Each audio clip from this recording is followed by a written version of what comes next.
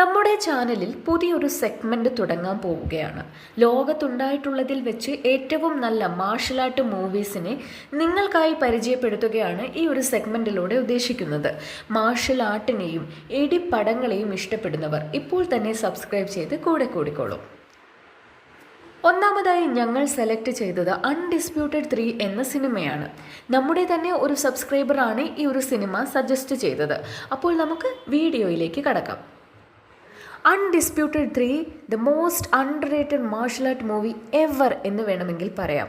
Undisputed 3 the redemption എന്നാണ് ഈ ഒരു സിനിമയുടെ മുഴുവൻ പേര്. 2010 പുറത്തിറങ്ങിയ ഒരു അമേരിക്കൻ മാർഷൽ ആർട്ട് ആക്ഷൻ ഫിലിമാണിത്. ഐസക് ഫ്ലോറന്റൈൻ ആണ് ഇതിൻ്റെ ഡയറക്ടർ. അൺഡിസ്പ്യൂട്ടഡ് മൂവി സീരീസിലെ മൂന്നാമത്തേതാണ് സിനിമ. അൺഡിസ്പ്യൂട്ടഡ് 2വിൻ്റെ തുടർച്ചയുമാണ് ഈ സിനിമ. ലാസ്റ്റ് മാൻ സ്റ്റാൻഡിംഗ് എന്ന സിനിമയുടെ തുടർച്ചയായാണ് കഥ ആരംഭിക്കുന്നത്. യൂറി ബോയ്ക്ക എന്ന നായകൻ തൻ്റെ പരാജയത്തിനു ശേഷം ജയിലിൽ ഒരു ബാത്റൂം ക്ലീനറായി ജോലി ചെയ്യുകയാണ്. അവസാന ഫൈറ്റിൽ തൻ്റെ കാലിന് സാരമായി പരിക്കുപറ്റി ഒരു മുടന്തനായാണ് അയാൾ ജീവിക്കുന്നത്. ആ സമയത്താണ് PSC അഥവാ പ്രിസൺ സ്പെറ്റ്സ് കോമ്പറ്റീഷൻ എന്ന ഫൈറ്റിംഗ് ചാമ്പ്യൻഷിപ്പിനെ കുറിച്ച് ബോയ്ക്ക അറിയാൻ ഇടവരുന്നത്. ഇതിൽ ജയിക്കുന്നയാൾക്ക് ജയിലിൽ നിന്നും പുറത്തു വരാൻ സാധിക്കും എന്നയാൾ മനസ്സിലാക്കുന്നു. ഇതിൽ പങ്കെടുക്കാനായി ബോയ്ക്ക രഹസ്യമായി ജയിലിൽ വെച്ച് ട്രെയിൻ ചെയ്യുന്നു. തൻ്റെ നീ ഇഞ്ചുറിയിൽ നിന്നും പുറത്തു വരാനുള്ള പല എക്സസൈസുകളും അദ്ദേഹം ചെയ്യുന്നുണ്ട്. കോമ്പറ്റീഷനിൽ പങ്കെടുക്കാനുള്ള തൻ്റെ ആഗ്രഹം ബോയ്ക്ക അറിയിച്ചപ്പോൾ മുടന്തനായ താൻ അതിൽ പങ്കെടുക്കുന്നത് ആത്മഹത്യയ്ക്ക് തുല്യമാണ് എന്ന് പറഞ്ഞ് അവനെ ആളുകൾ കളിയാക്കുന്നു.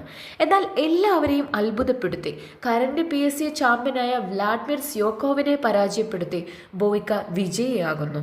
അങ്ങനെ PSCയിൽ പങ്കെടുക്കാൻ ബോയ്ക്ക യോഗ്യത നേടുകയും റഷ്യയെ റെപ്രസെന്റ് ചെയ്ത് PSCയിൽ പങ്കെടുക്കാൻ പുറപ്പെടുകയും ചെയ്യുന്നു.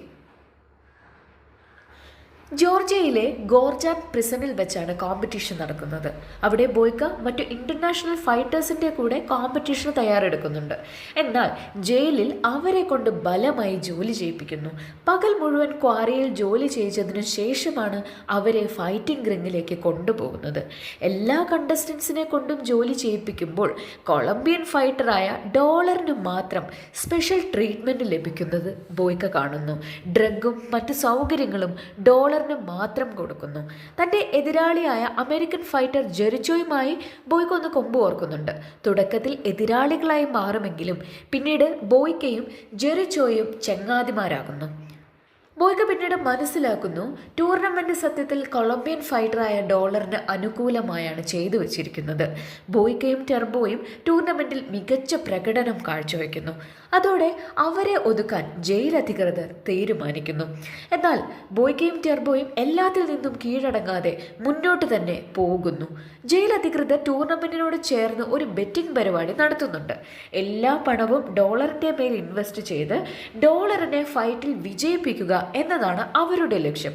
പിന്നീടാണ് ബോയ്ക്ക മനസ്സിലാക്കുന്നത് ഫൈറ്റ് കഴിഞ്ഞ ഉടൻ തോൽക്കുന്നയാളെ രഹസ്യമായി കൊല്ലുകയാണ് അധികൃതർ ചെയ്യുന്നതെന്ന്. പോലീസുകാരാൽ കശാപ്പ് ചെയ്യപ്പെട്ട ടെർബോ അടുത്ത ഫൈറ്റിൽ തോൽക്കുമെന്നത് ഉറപ്പായിരുന്നു. അതുകൊണ്ട് തന്നെ ബോയ്ക്ക ടെർബോയെ ജയിലിൽ നിന്നും രക്ഷപ്പെടാൻ സഹായിക്കുന്നു. ഫൈനൽ ഫൈറ്റ് ബോയ്ക്കയും ഡോളറും തമ്മിലായിരുന്നു.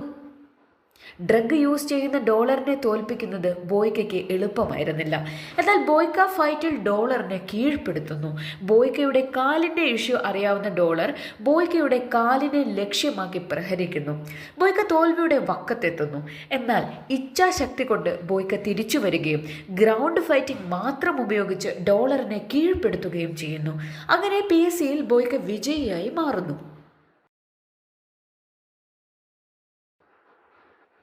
എന്നാൽ ജയിലിന് പുറത്തേക്കായിരുന്നില്ല അധികൃതർ ബോയ്ക്കയെ കൊണ്ടുപോയത്, മറിച്ച് മറ്റുള്ള ഫൈറ്റേഴ്സിനെ പോലെ തന്നെ കൊല്ലാനായിരുന്നു. എന്നാൽ ടെർബോ അവിടെ ബോയ്ക്കയുടെ രക്ഷകനായി എത്തി. തന്നെ സഹായിച്ചതിന് പ്രതിഫലം എന്നോണം ബോയ്ക്കയെ രക്ഷപ്പെടുത്തുന്നു. സത്യത്തിൽ ഗാഗ എന്ന വെൽത്തി പേഴ്സൺ ബോയ്ക്കയുടെ കഴിവും പ്രതിഭയും നേരത്തെ മനസ്സിലാക്കി മുഴുവൻ പണവും ബോയ്ക്കയുടെ മേലായിരുന്നു ബെറ്റ് ചെയ്തത്. അതുകൊണ്ട് തന്നെ അയാൾക്ക് ബോയ്ക്ക വഴി വൻ ലാഭം ഉണ്ടാക്കാനും കഴിഞ്ഞു. ടെർബോ ബോയ്ക്കയെ ഗാഗയുടെ അടുത്ത് കൊണ്ടുപോവുകയും ബോയ്ക്കയ്ക്ക് സ്വാതന്ത്ര്യവും വലിയൊരു തുക പ്രതിഫലവും കൊടുക്കുന്നു. ബോയ്ക്ക മെല്ലെ മെല്ലെ മുടന്തൻ കാലുകൾ കൊണ്ട് തൻ്റെ നല്ലൊരു നാളെയിലേക്ക് ചുവട് വെച്ച് പോവുകയും ചെയ്യുന്നു. നിങ്ങൾ ഒരു മാർഷൽ ആർട്ട് മൂവി ലവറാണെങ്കിൽ അൺഡിസ്പ്യൂട്ടഡ് 3 എന്നത് കേവലം സജഷൻ അല്ല, നിങ്ങൾ തീർച്ചയായും കണ്ടിരിക്കേണ്ട ഒരു സിനിമയാണ്. അതിനുള്ള പ്രധാന കാരണം ഇതിലെ ഫൈറ്റിംഗ് കൊറിയോഗ്രഫി തന്നെയാണ്. ഓരോ ഫൈറ്റേഴ്സും ഓരോ മാർഷൽ ആർട്ടാണ് ചിത്രീകരിക്കുന്നത്. ലോങ് ഷോട്ടുകളാണ് കൂടുതലും. അതുകൊണ്ട് തന്നെ ഫൈറ്റിങ്ങിൻ്റെ ഒറിജിനാലിറ്റി നമുക്ക് ഫീൽ ചെയ്യും.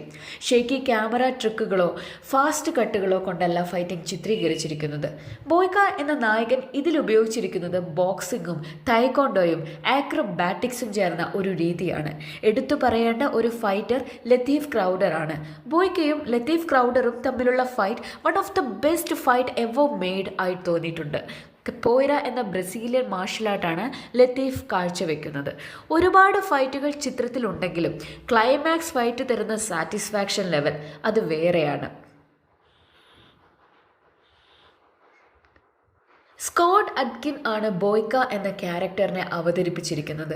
ഒരു അണ്ടർഗ്രൗണ്ട് ഫൈറ്ററിനെ തന്നിലേക്ക് ആവാഹിച്ച രീതിയിലാണ് അറ്റ്കിൻ്റെ പ്രകടനം.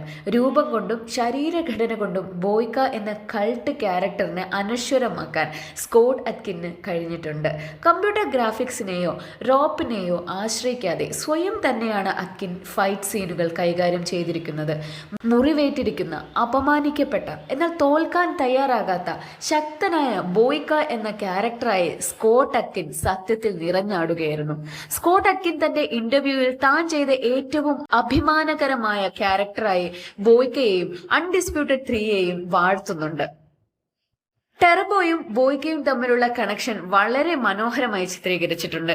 ഇവർ രണ്ടുപേരുടെ ശരീരത്തിലും കാണുന്ന ക്യൂ ഷേപ്പിലുള്ള ടാറ്റു ഇവർ തമ്മിലുള്ള ഫൈറ്റർ എന്ന നിലയിലുള്ള കണക്ഷനെയാണ് സൂചിപ്പിക്കുന്നത്. അതിനെക്കുറിച്ച് സിനിമയിൽ സ്പഷ്ടമായി പറയുന്നില്ലെങ്കിലും ഇത്രയുമാണ് അൺഡിസ്പ്യൂട്ടഡ് 3യെ കുറിച്ചുള്ള വീഡിയോ. ഇതുപോലെ റിവ്യൂ ചെയ്യപ്പെടാൻ ആഗ്രഹിക്കുന്ന സിനിമകൾ കമന്റ് ചെയ്യൂ. റിവ്യൂ ഇഷ്ടമായാൽ ലൈക്ക് ചെയ്യൂ. ഇതുപോലുള്ള വീഡിയോകൾക്കായി ഞങ്ങളെ സപ്പോർട്ട് ചെയ്യൂ. Thank you for watching.